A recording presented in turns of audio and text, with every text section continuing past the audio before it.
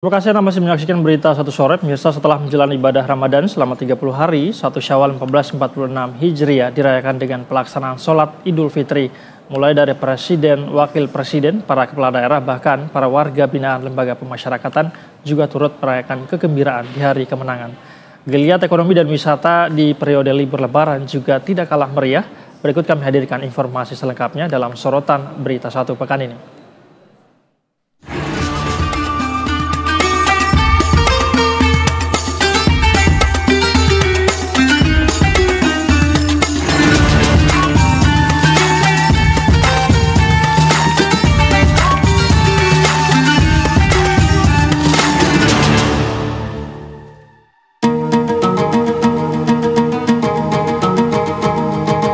Pemerintah tetapkan Idul Fitri 1446 Hijriah jatuh pada tanggal 31 Maret 2025. Penetapan itu diputuskan berdasarkan hasil sidang isbat yang digelar oleh Kementerian Agama dan disampaikan langsung oleh Menteri Agama Nasaruddin Umar. Dengan demikian terjadi istikmal. Jadi disempurnakan menjadi 30 hari puasa kita pada hari ini. Jadi malam ini untuk seluruh wilayah Indonesia masih kita tetap melakukan sholat tarawih. Tepat pada hari Idul Fitri 1446 Hijriah, Presiden Prabowo Subianto dan Wakil Presiden Gibran Rakabuming Raka melaksanakan sholat Idul Fitri di Masjid Istiqlal, Jakarta. Prabowo masuk ke dalam masjid sekitar pukul 06.53 waktu Indonesia Barat dan tak lama setelahnya disusul oleh Gibran Rakabuming Raka. Keduanya kompak mengenakan baju muslim dengan nuansa putih.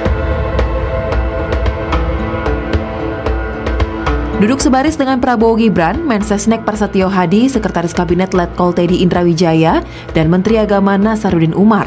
Selain itu, sejumlah pejabat negara juga turut hadir melaksanakan sholat Id, diantaranya Menteri Koordinator Bidang Infrastruktur dan Pembangunan Kewilayahan Agus Harimurti Yudhoyono, Menko Polkam Budi Gunawan, Mendagri Tito Karnavian, hingga Gubernur Jakarta Pramono Anung.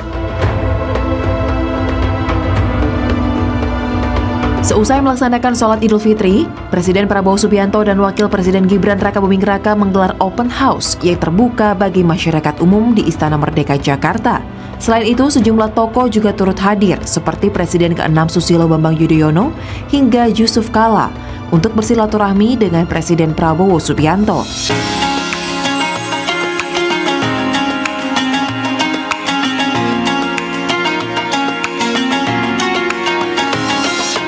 Dalam kesempatan ini, Prabowo Subianto juga menyempatkan diri menyapa langsung masyarakat yang datang ke istana. Satu persatu masyarakat yang hadir berusaha untuk menyalami Prabowo dan mengajaknya untuk bersuah foto.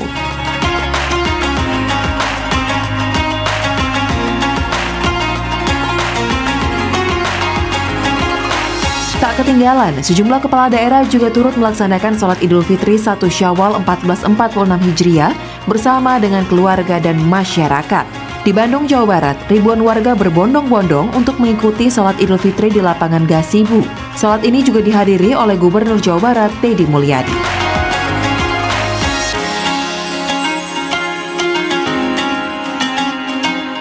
Ia mengaku ini adalah pertama kalinya ia melaksanakan sholat Idul Fitri di Gasibu bersama dengan ribuan warga Jabar.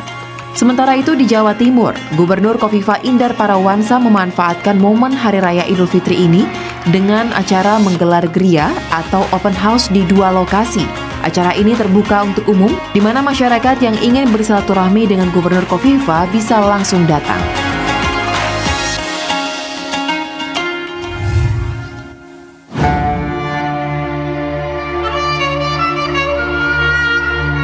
Ratusan warga binaan pemasyarakatan pun mulai dari narapidana hingga tahanan diberikan kesempatan untuk melakukan salat Idul Fitri 1446 Hijriah. Mereka terlihat tertib dan khusyuk menjalani ibadah salat Idul Fitri. Selain itu, kebahagiaan di hari kemenangan juga semakin bertambah, sebab pihak Lapas 2A Karawang, Jawa Barat juga memberikan kesempatan bagi keluarga yang hendak berkunjung bertemu dengan anggota keluarganya yang menjadi warga binaan di sana sesuai dengan ketentuan yang berlaku.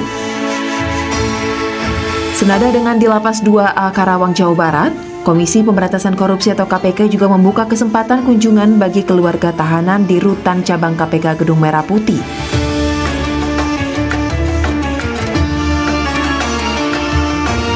Terlihat puluhan warga datang mengunjungi kerabat mereka di rutan KPK. Jika selama ini prosedur kunjungan hanya dapat dilakukan pada hari Selasa dan Kamis, tepatnya pada pukul 13 hingga pukul 14 waktu Indonesia Barat, namun di hari Lebaran, tahanan mendapatkan pengecualian sehingga keluarga dapat berkunjung di luar hari yang telah ditentukan.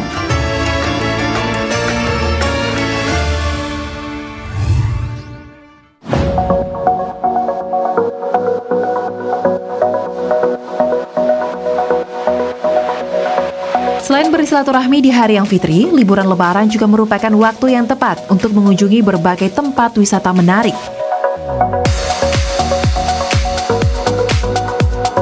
Di periode ini, sebagian besar masyarakat Indonesia melakukan mudik dan berwisata bersama dengan keluarga.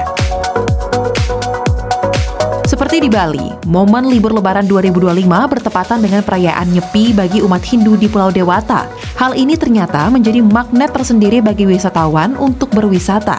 Festival Ogo-Ogo yang dihadirkan di tempat wisata Garuda Wisnu Kencana menjadi salah satu incaran bagi para wisatawan di libur Lebaran tahun ini. Program unggulan ini telah dipersiapkan secara khusus untuk menampilkan kekayaan budaya Bali, sekaligus memberikan pengalaman yang berkesan bagi seluruh pengunjung selama masa libur Lebaran. Sebagian dari pengunjung datang ke GWK selain ingin melihat keindahan tebing dan patung Garuda Wisnu Kencana, mereka juga beralasan untuk melihat ogo-ogo yang tidak bisa mereka jumpai di daerahnya.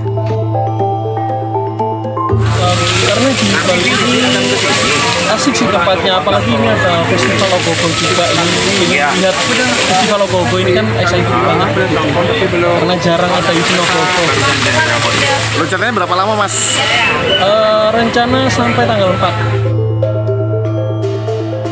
4. Dengan adanya festival Ogo-Ogo ini, pihak pengelola optimis bisa memancing wisatawan yang lagi berlibur di Bali untuk menyaksikan serta mendongkrak kunjungan wisatawan lebih banyak lagi. Tampak sudah meningkat dari 3 hari yang lalu sebenarnya.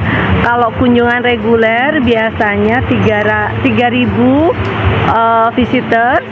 Nah, mulai 2 hari terakhir kita sudah beranjak naik kurang lebih 5.000-an, dan hari ini karena bertepatan dengan kami juga mengadakan festival Ogo-Ogo, pembelian tiket untuk masuk melihat festival kurang lebih sudah mencapai 9.000-an. Kami berharap hari ini mungkin bisa tembus lebih dari 10.000 pengunjung.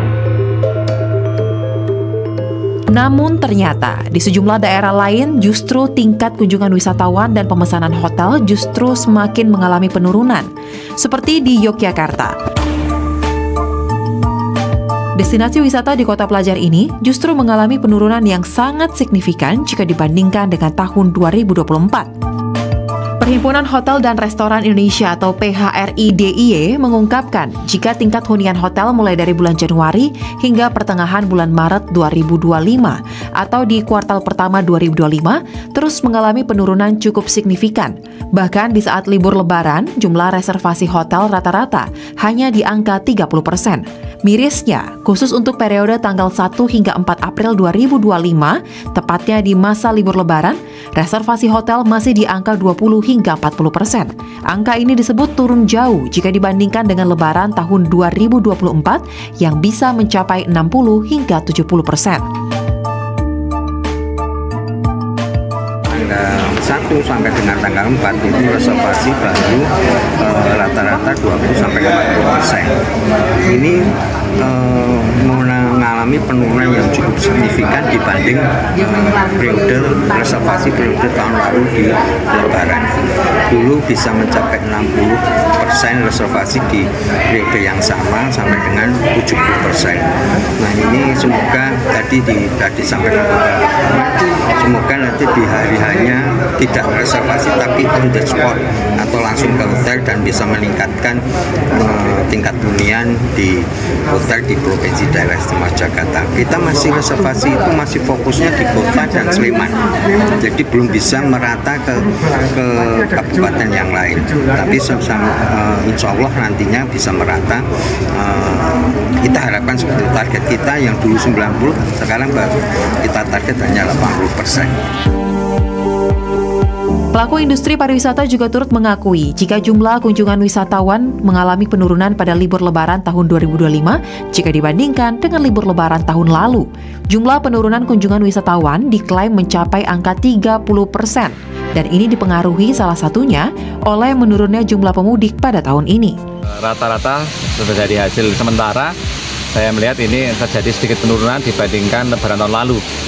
Ya, banyak faktor. Pertama, dari jumlah pemudik yang mengalami penurunan.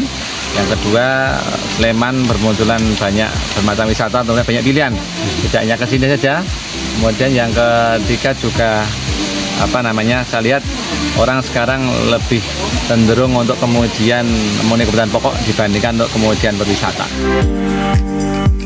Hal senada juga disampaikan oleh Dinas Pariwisata Kabupaten Sleman, Yogyakarta, yang memprediksi pergerakan wisatawan di Kabupaten Sleman selama periode libur Hari Raya Idul Fitri 2025 hanya sebesar 300.000 sampai dengan 500.000 orang. Kemudian rata-rata durasi tinggal dari wisatawan berada di antara 2 sampai dengan 2,5 hari, dengan rata-rata okupansi hotel di Sleman, Yogyakarta berada di kisaran 60%. Jadi okupansi hotel di libur lebaran ini mulai tanggal 22 Maret sampai dengan tanggal 6 sampai 7 April itu sekitar 16 hari ini sekitar ya paling tinggi 60% dan itu kita prediksikan itu. Sehingga kenapa kita targetkan itu, karena kan itu rata selama 16 hari yang itu. Tetapi kemudian di hari-hari tertentu mungkin saja itu bisa 90 atau bisa 100% dan itu. Tetapi karena ini adalah libur lebaran ya, padahal di depannya itu tanggal 22 sampai dengan tanggal 28 itu kan masih kondisi puasa, belum banyak orang yang mudik juga kan itu. Baru nanti setelah tanggal 31 masih berkunjung, terus kemudian setelah itu sampai tanggal 6 itu baru libur lebaran yang sesungguhnya gitu. Sehingga maka kemudian kita targetkan di angka 60% lah okupansi hotel, apalagi itu juga sesuai dengan kebijakan pemerintah pusat untuk melakukan efisiensi, sehingga MICE kita kan banyak yang di pending atau di cancel kan.